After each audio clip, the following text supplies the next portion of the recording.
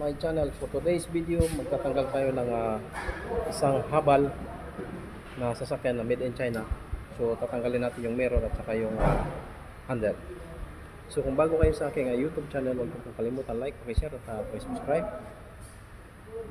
At huwag kalimutan pinutin yung notification bell para updated kayo sa aking mga sunod pang videos. So guys, papakita ko sa inyo yung sasakyan na aking tatanggalin yung handle. So 2025 na model na habal. So let's go. Ito yung sasakyan habal. So yan yung tatanggalin natin. Handle, yung handle at saka yung mirror. So yun, tatanggalin natin yan. So let's go. So yun, habal, made in China.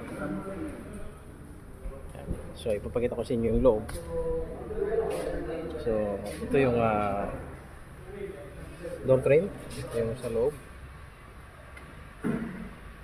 So yun, made in China. So let's go. So yan, tatanggalin natin isang tornilyo. Bubuksan natin to. Tsaka may isang tornilyo dito sa loob. Yan. So yun, let's go. Gagamit lang tayo ng plus. Tanggalan natin isang tornilyo dito.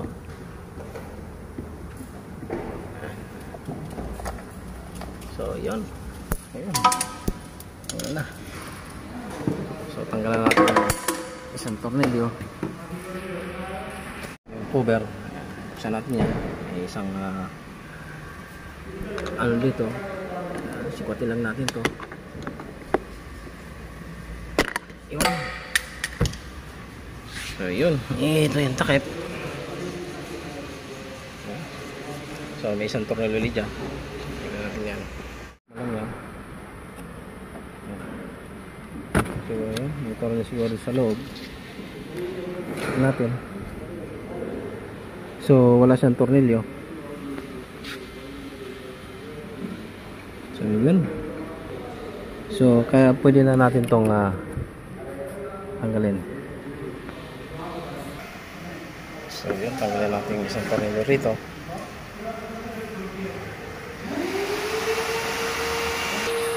So yun, bali natanggalan natin yung tornilyo, yung isa rito, saka isa dyan. So ilayin na natin itong door frame nya.